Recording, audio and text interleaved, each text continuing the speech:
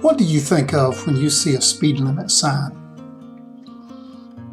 Well, probably most of us look at a speed limit sign and consider it rather restrictive. It tells us that we can't drive any faster than the posted speed limit on the speed limit sign. For instance, we might say, well, that sign says that I can't drive any faster than 55 miles per hour. Or some of us might be saying, I wonder how far over 55 miles per hour I can go without risking a ticket. Most of the time we see a speed limit sign and we think of it as being restrictive. Restrictions seem to be a part of our vocabulary lately. It certainly is the case in this thing we call today our new normal.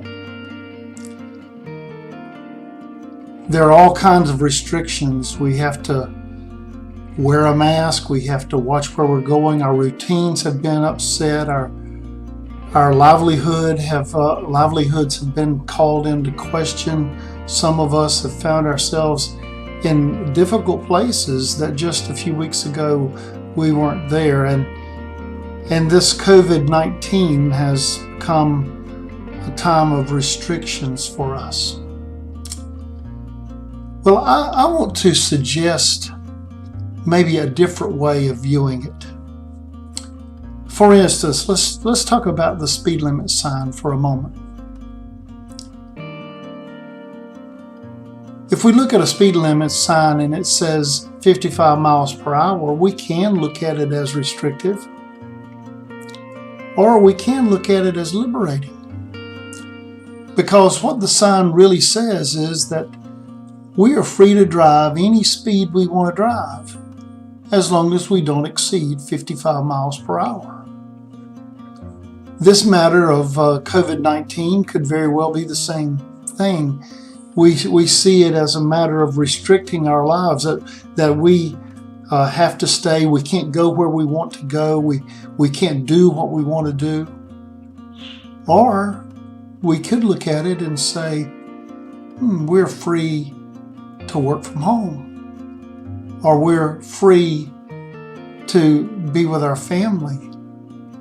We're free to read a book, to spend some leisure time. That's the way the law of Moses was for the children of Israel. You see, the Ten Commandments, if we look at the Ten Commandments, our English translation of the Ten Commandments includes an awful lot of thou shalt nots, doesn't it?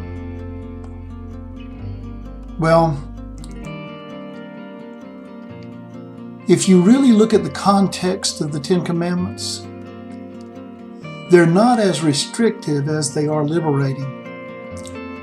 Because those 10 commandments are saying to a people who were once slave people that you are now being set free to become everything that God created you to be.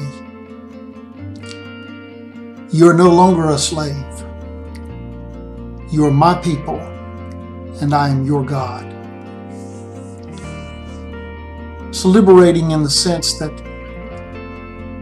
it was putting an end to that which was once, and it sets the way clear for that which is becoming.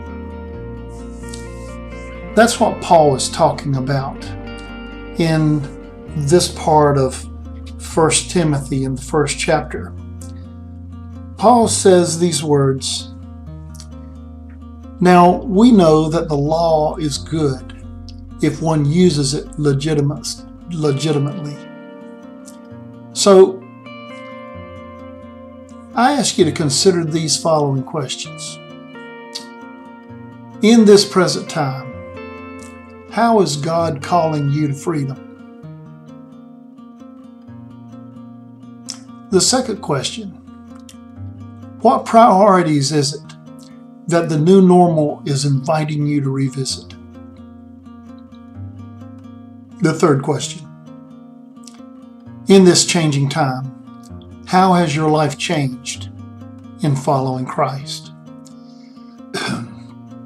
As I mentioned yesterday, I hope that you will take some time to really consider these questions and perhaps even journal them. And at the end of our weeks together in 1st and 2nd Timothy and Titus, be able to go back and look at what we have recorded and see the journey that we have taken in this post-resurrection period.